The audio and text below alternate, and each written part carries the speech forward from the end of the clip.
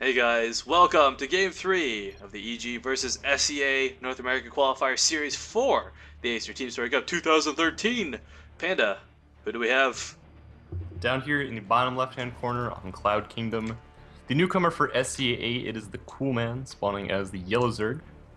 And his opponent in the top right, spawning red. And ever so strong so far in this series, it is EG's Revival.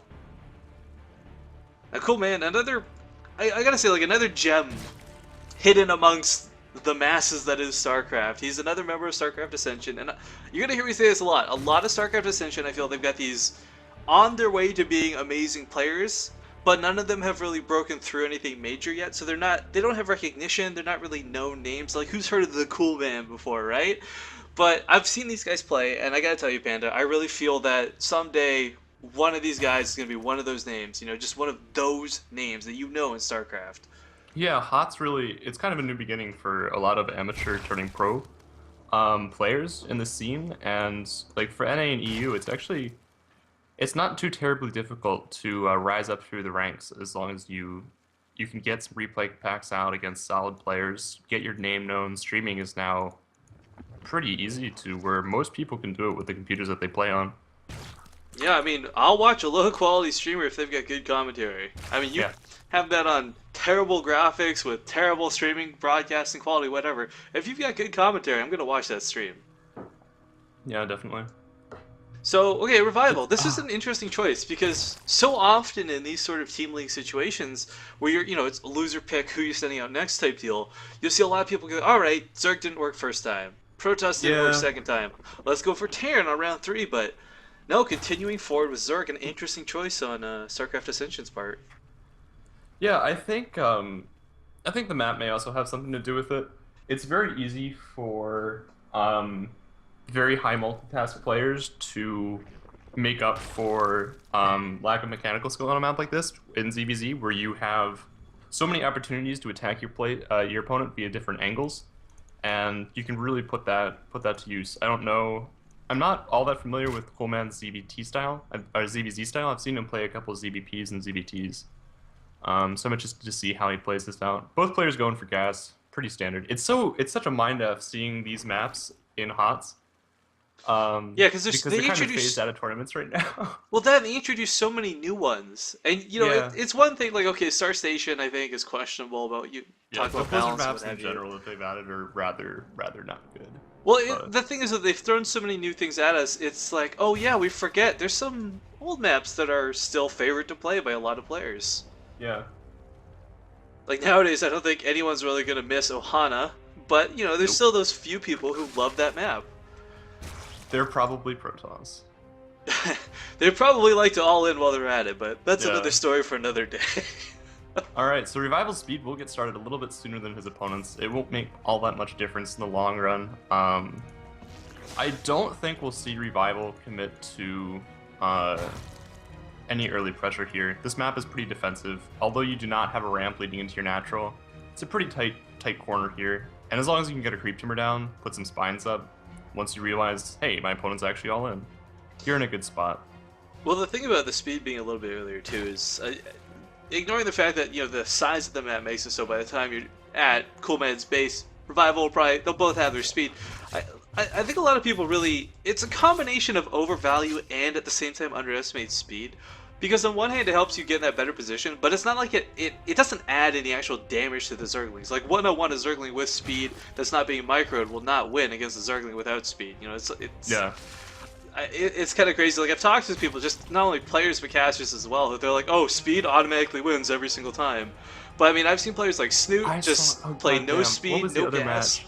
I saw ZVZ last week, and it had that scenario that you were talking about, and it was just slow link decimation. Like the slow links absolutely rolled the speed zerglings because of good micro. Yeah, it's the numbers game too. I mean, if you've got 10 Zerglings with speed and your opponent has 5 without, or Yeah, sorry, you know what I'm saying. Had the math backwards. That's why you don't do math when you're streaming. It's one thing I learned a long time ago. I have a laptop, man. I can do math on my laptop. And Well, the be all sad thing smart and is, shit. that wasn't even math. That was just basic numbers. Oh I yeah. couldn't get right. Yep. Basic arithmetic discounted. Now, this is something kind of I'm noticing about Revival 3 games now. He actually leaves a space between his buildings for his queen, and I actually really like that because it provides this really safe nook. Like these Zerglings. Oh no, Panda. Well, I was going to comment on them versus the queen, but the Banelings were just like, you're not coming in, not today. But yeah, I like this. It limits the surface area. The queen can actually do quite a bit of damage, and the longer it lives, the more damage it outputs. So we're seeing once again this just like ridiculously fast layer timing. This is actually due to the fact that TheCoolman is going for Carapace. I think that he's going to put on a fair amount of pressure here once Carapace completes. We should see the next couple waves of units be Zerglings. It will delay his fire a little bit, but I'm assuming he's going to try and win the game off of this. Or at least deal some crippling economic damage. Ooh, pretty nice Baneling hit first, but the second one for the TheCoolman wasn't all that great. Well, TheCoolman, I don't know, he limited... I mean, Revival had a Forster that was kind of very scary. Could have very quickly dealt with TheCoolman's mineral line, but engaging it where he did, I kind of like that choice, because it didn't afford Revival the option to say, like, alright, screw it, I'm just going to run past, go for the workers. That was very nice zoning there. He is continuing heavily with the Zerglings, but TheCoolman, I want to point out, actually going for an Infestation Pit, curiously enough. This is an interesting choice. I want to see how this plays out for him. He will actually lose another Baneling here to only one Zergling. Yeah, it's a sad feeling. Oh, almost only one Zergling. There was a fair amount of Lings there. Alright, well, TheCoolman's got to be very careful here. Yeah, look, I like this though. He's being very selective with his actual choice of the Zerglings, but unfortunately this has cost him dearly. And the Carapace upgrade is going to help him quite a fair amount as well. Yeah, anyways, the Infestation Pit, I'm curious in that choice because, alright, you know what, Infestors, they're still not bad. Like, if he can catch Revival's Mutalisks, that's a big if. If he can catch them, he might be able to kill them, no problem. And all of a sudden, you've got this upper hand because you've got all this leftover energy for the Infestors. Yeah. But I mean, Mutalisks... Were all of these games, I have a question, were all of these games played on the NA server, or were there some played on Korea? Did they switch? I believe every single one was on North America. Okay, so that's something to take into account, too. When you're factoring in Muta versus Infestor play. Well, I mean, the thing too is like a lot of these players. I don't think personally. I think the delay, not the was it the projectile? There you go on fungal growth. I think it has as many merits to it as it does sort of cons at the same time. Yeah. So I mean, positioning wise, again, like if he can catch Revival with one good fungal while he's clumps. I mean, he's got spore crawlers down. He's got several queens. He could potentially neutralize the Mutalisk effect, but it's not easy to do, and it's not something that's going to be just, oh, you've got Infestors, you're going to do it. So positioning is going to be key. Revival being not spread. I mean, fungal again, it's got a very small surface area. Unless you want to spend 3 or 4 on them, you got to catch Revival when he's clumps. And this is something that is really, really going to hurt the TheCoolman. Is his thirds already behind his opponent? And it's actually really low. Then you take into account, well, all right, now my third's behind my opponent. I finally got my Infestors out, but I can't push across the map. What do I actually do to try and traverse this detriment that I'm in? And that's a lot of Banelings. Yes, that's a lot of Banelings with speed on the way too. Not quite complete, but yeah. I gotta say, I don't think TheCoolman's gonna be forced to use some very funny fungals here. There we go, nice split on the Banelings by Revival there. He does want this hatchery though, so that if he doesn't get it, this is all for naught. Oh, another good fungal. Nice fungal, and that is actually what he needed. But that fungal, he needs those dearly for the Mutalisks as well. He does still have Fort at his disposal, so the Mutalisks can't really pressure alone. And that was a lot of gas there that Revival sacrificed. Oh man, Revival pick off this Ling run by here. And I do need to point out, Revival has like an almost 25 worker lead at this point. Yeah, he is ridiculously fine on the economy. And Revival, having seen the Infestors too, I don't think he's going to clump his Mutalisks. Not unless it's 100% by accident. As we already see him kind of having them split in 2 sort of squads. Yeah. Which happens. I have seen some incredible derping at the pro level in terms of just like... Oh my god, Panda. 24 Banelings it's with like all if Hyun was Mutalisks. playing. This is what Hyun would do. Of Well, course, I don't they know, were teammates. Used to be. Yeah, but Hyun... I'm pretty sure he despises Mutalisks, so the Baneling part I would see, but... The Mutalisk is like... No. Hyun used to go for Mutal a lot in ZVT. ZVZ anymore? No. Especially not toward the end of Wings of Liberty. Alright, some nice fungals on that first set of Mutalisks, but just barely can't catch the second. And unfortunately that first fungal does not stick. And he really doesn't have the gas to go into Hydras with this too, so he's pretty much stuck on Roach Tech for the majority of the game. Baneling's connecting with Infestors right now. Not really getting the hits they need though. But the Zergling's not quite getting cleaned up either. Meanwhile, where are those Mutilas flying back home by the looks of it? Yeah. So Revival... He did get the third, that's kind of what he wanted. And right now we finally have some Evolution Chambers going down. I gotta say though, that's a really costly investment for the third. Like, it's absolutely worth it, but I mean, he took out a small amount of roaches. I guess he baited a lot of Infestor energy, which is nice. Yeah, plus the base. I mean, his opponent's long distance mining. Let's take a look at the income tab. LOL. Yeah, it's pretty It's scarce just kind in of a comparison. of what his opponent is capable of right now. I like the fact that TheCoolman is baiting a couple Zerglings up into this choke here, but he really doesn't have the roaches to lose if he pressures out like this. And these fungals are not catching much of anything, Panda. Oh my. And this is what happens when you're on Roach Tech with Infestors. It's just not a mobile enough force for a map like this. Some nice fungals on the Zerglings, but of course it's not enough to stop the cancel. And now these Infestors in a bit of trouble. Can he clean this up? Oh, he actually transfuses one of the roaches, not the Infestor. So he loses one through that. Another one almost getting down, but not too bad. You know, these Mutilas still being a huge threat, just looming around the map. I don't know. I'm interested to see how Revival will use these Swarm hosts that he has coming out right now. He's actually upgrading ranged attack, so we're looking at a transition into Roach Hydra in the near future. I mean, Swarm hosts kind of... They just kind of walk over most of what's on the ground for Zerg, and TheCoolman, like, what's he gonna do? Put Infestitarians down? They got less damage than the Locust. You gotta use, what, Fungals to kill each wave of Swarm host units? It's just not gonna work. And it's so hard to take out those Swarm hosts without any air of your own, which Revival knows because of the amount of Infestors on the field. So that's actually a really intelligent choice out of our EG player. To an extent, they're a great unit to capitalize on an economically that you already have, but I have seen pros make too many when they're in the lead, and it ends up throwing the game. Yeah, Demaga, I feel like... if you ever want to watch like picture-in-picture of this, it would be Demaga. Yeah, I feel like the magic number of Swarm hosts tends to be within that 10 to 15 number, but no one's really figured out what the perfect mix is yet. Like, that's what I think is kind of interesting, because everyone's been so stuck on this muta v muta build, you don't have a lot of people reaching out and trying this next step, so...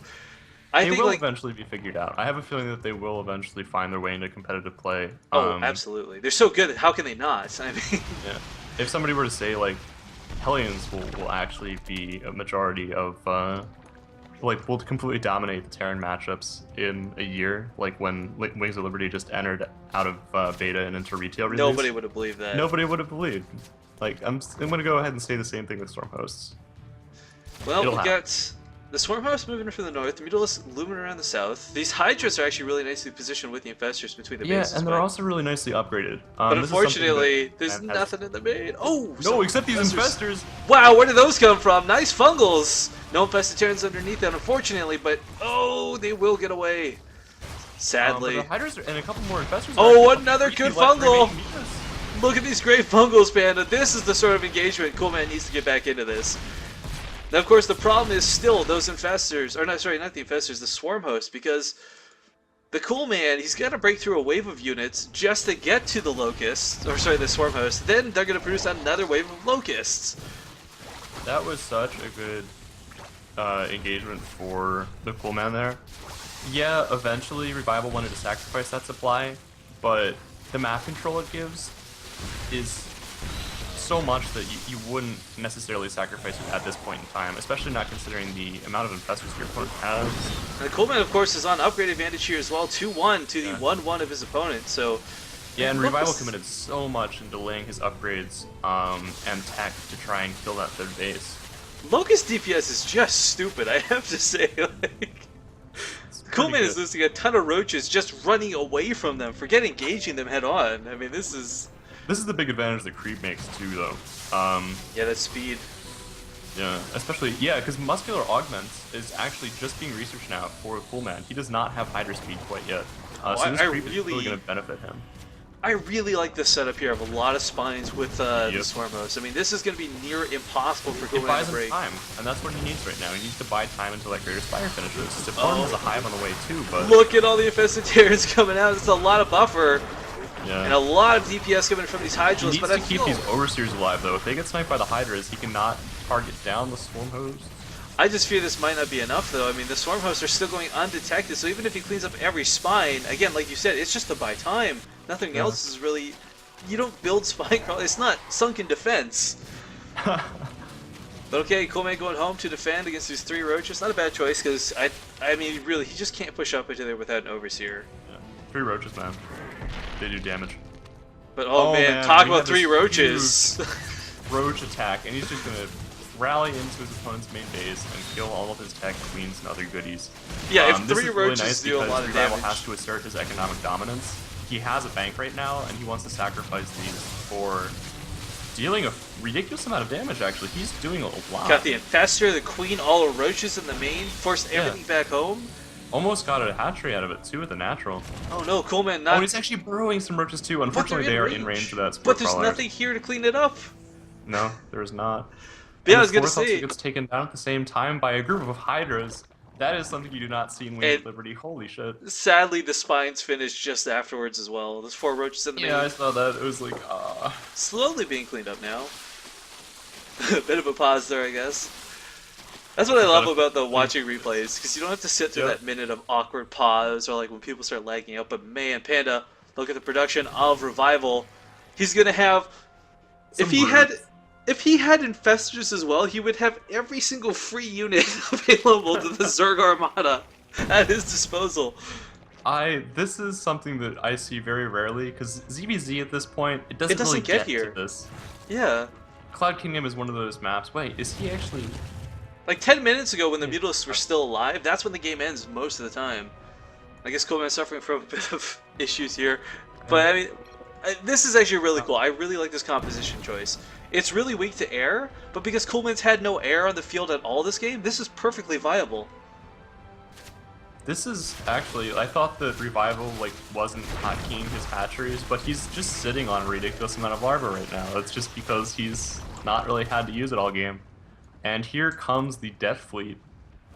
I like seeing this in ZBC. It's interesting to see how the opponent will deal with it, but Infestors is really the primary means to try and combat this. And he has a lot of energy. I just don't know how it's going to fare.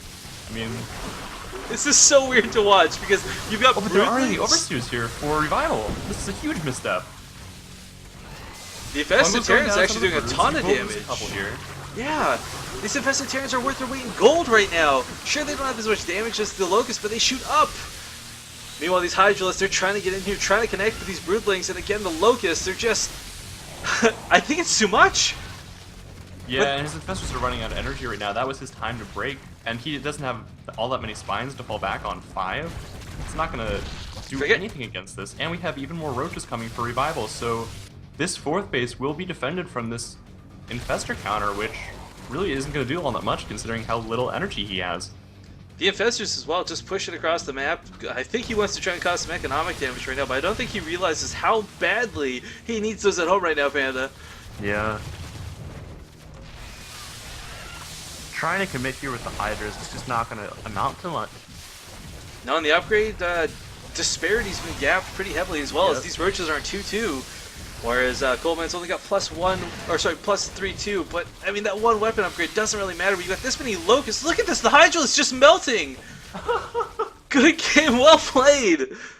Revival is a monster. Yeah. Looking at the count here before we leave: 12 Swarm Hosts, 7 Broodlords. That is 48 Locusts. That's insane. The Locusts killing the Hydras at the end was quite amusing. There's even a Roach here in mid-death, kind of half green, but... Alright guys, oh man, the hatchery blowing up at the end, look at that.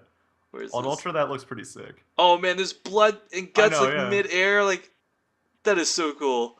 Alright guys, we'll stay tuned for Game 4.